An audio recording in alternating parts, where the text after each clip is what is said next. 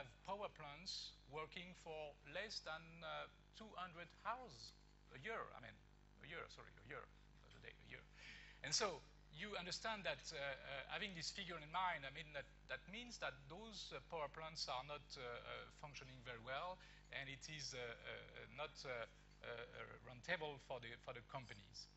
The fourth reason for this very particular situation on the energy market is the fact that you have a very limited, a very low price of CO2. I mean, with a very low price of CO2, that means that there is no clear signal given to the investors for promoting non-CO2 emission systems. And in particular, it's true for nuclear energy. As you know, nuclear energy was very promoted thanks to climate change discussion. And today the situation is quite different. And by saying that, I want to stress on the fact that we had, during the French presidency in 2008, the conclusion of what we call the energy and climate package, you know. And so we set the rules, the 3 times 20 targets for the European Union. And it is still the framework in which the member states are acting today. But this package was built on the basis of a different economic situation, because it was the result of discussions mainly promoted by Angela Merkel at that time from 2006, saying that the European Union should develop an energy market which will be different based on the climate change objective mainly. Since then, I mean, the economic situation is quite different. And as I said, we are facing a situation where, because of the 4 elements that I just mentioned, we need a real capacity mechanism. The problem, as I said, is that because of the economic crisis, because of the renewables, because of the CO2 limited price, today the member states are facing a situation where they could lack capacities of production. There is no interest for the investor to invest in new capacity buildings, you know. And so the countries, the member states, are developing different systems that we call capacity mechanism to have the necessary capacity of production.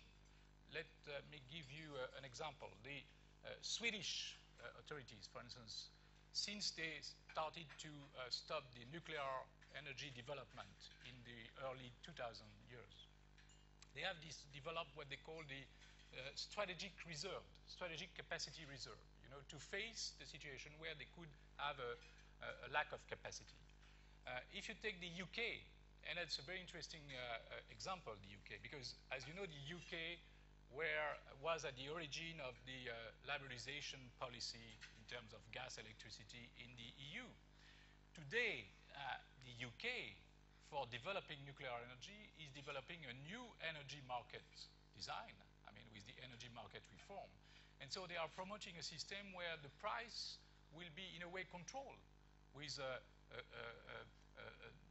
specific price for the CO2, and then a kind of subsidies for making the newcomers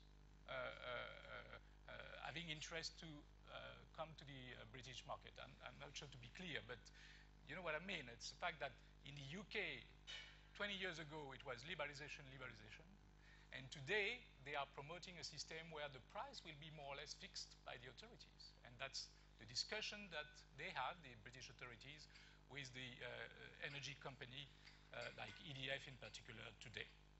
So that's why, I mean, after several years where we tried to have a common approach, I mean, a real interior market for energy, we are today in a situation where through this capacity mechanism, we could reinstall some national markets. And so in a way, it's not unbuilding, it's really the unbuilding of the energy market at the European level. So that's why we have started to think about those ideas and to promote what we would like to be a real European energy community. I will be short on that, but we can come back during the questions. What I wanted to say there is that there are some instruments. Obviously, as I said, the energy and climate package, but there are also the research and development negotiation, which is occurring now, what we call Horizon 2020, which is the new research and development program of the European Union.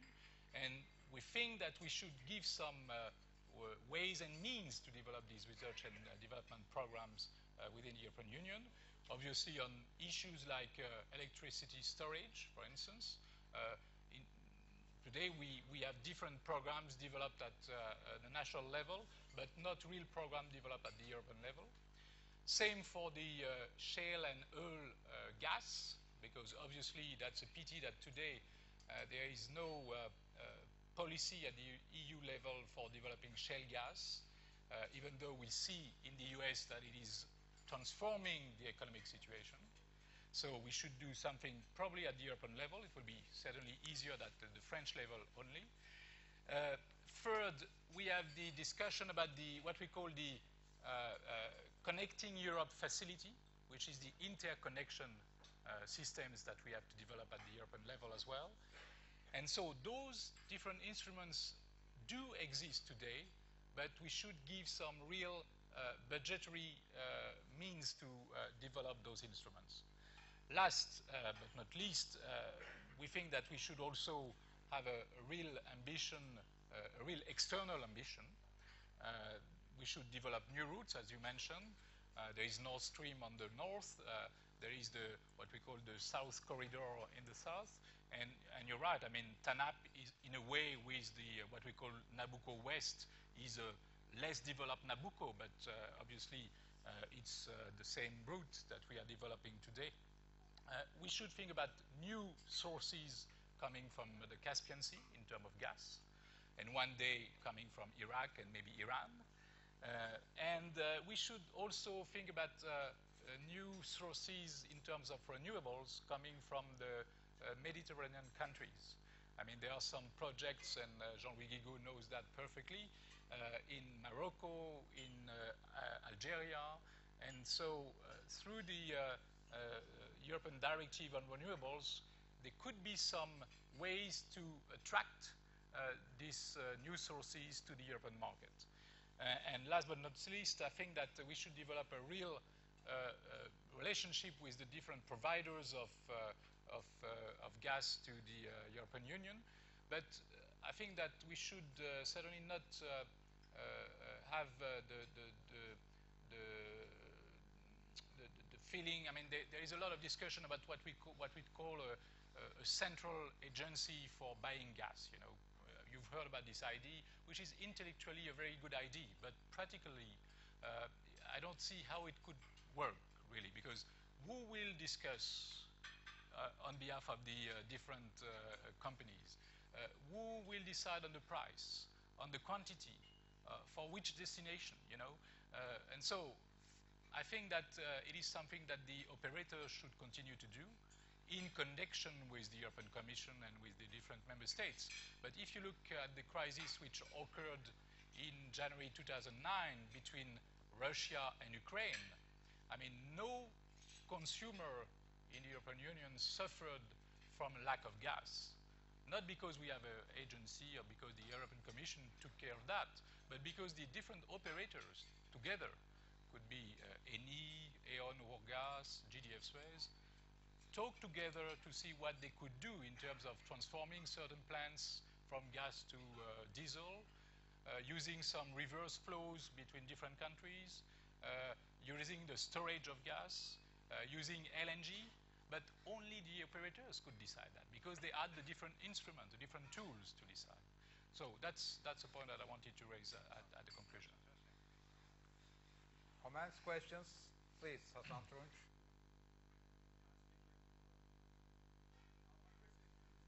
It's coming. It's coming.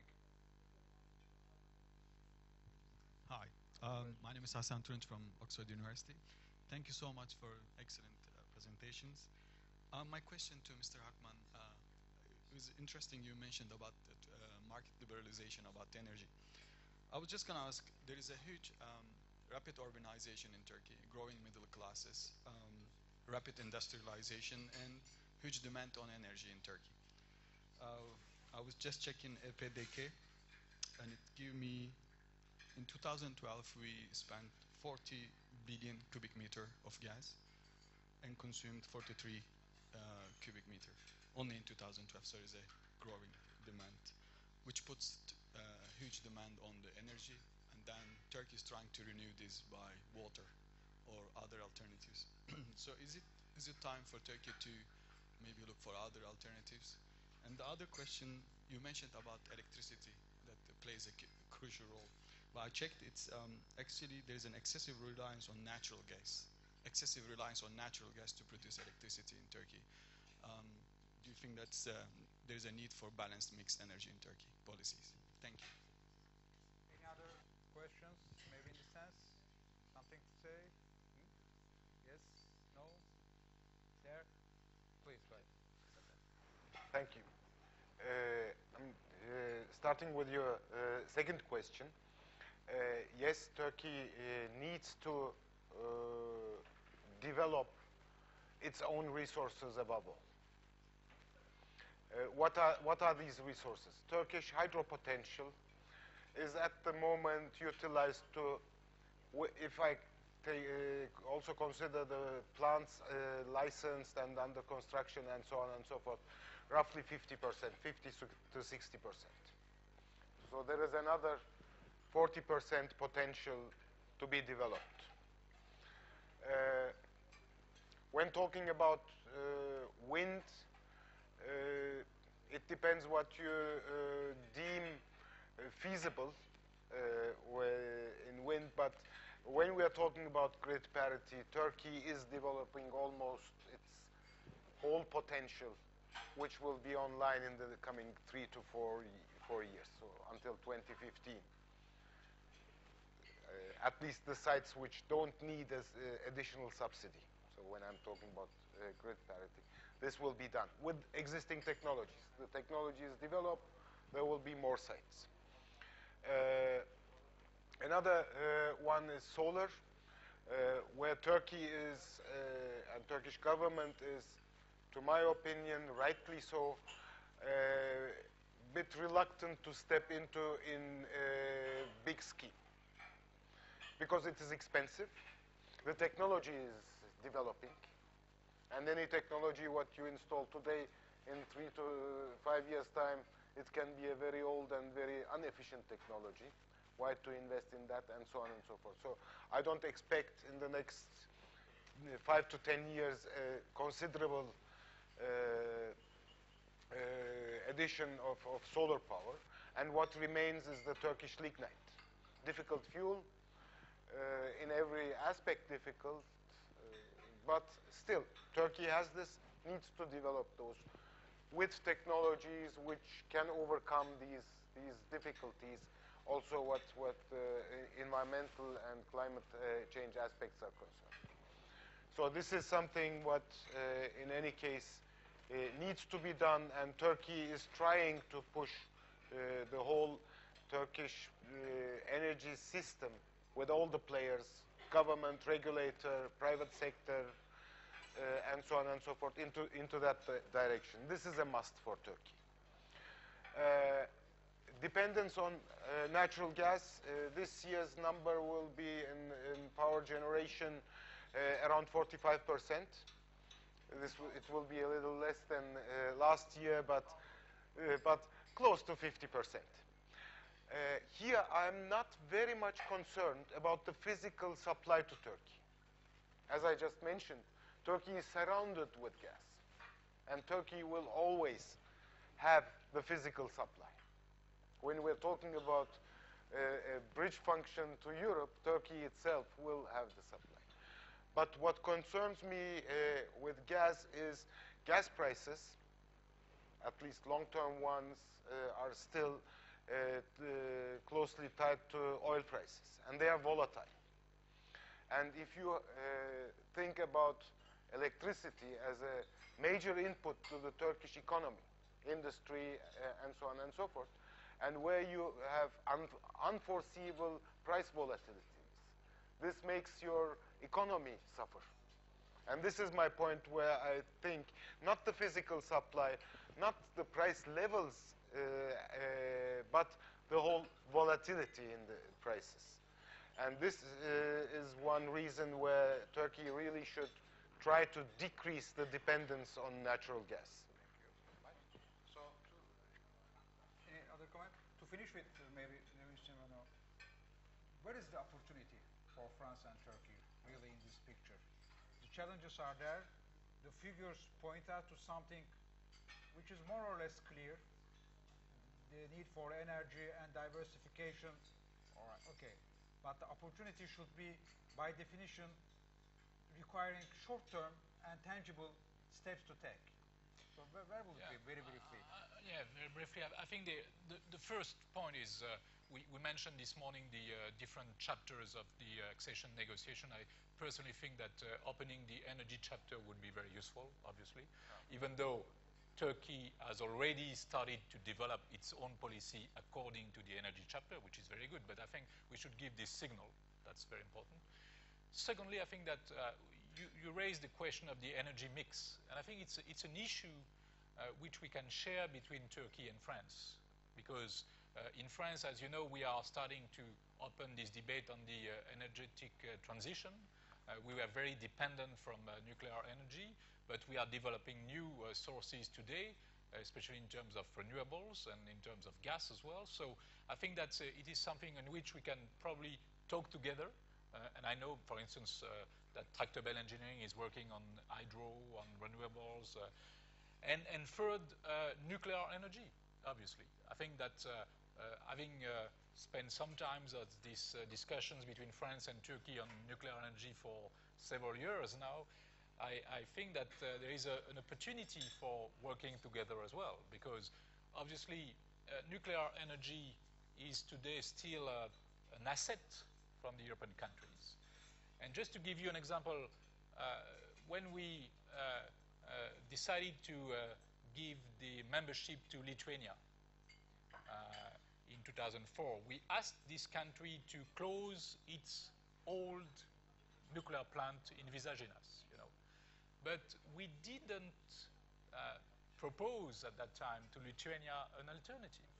We could have done that, I mean, through the different member states involved in the nuclear energy, with the support of the European Commission, we should have developed an opportunity and an alternative for Lithuania. We did not. Today, Lithuania is fully dependent of Russian gas, and they will probably depend from a nuclear power plant built by the Russians in Kaliningrad in a few years. So I think there is an opportunity for European countries, including Turkey, naturally, which is an European country, to work on nuclear energy as well together. Thank you very much. Before closing this part, there isn't any. Just two logistic announcement, as usual. There are some of you, very few of you, who will have to leave for a departure from the Istanbul airport at 6:30 p.m. So they have to be ready at 3:30 p.m. in the lobby. And for all others who will leave right at the end of the conference at 4:15 for the flight of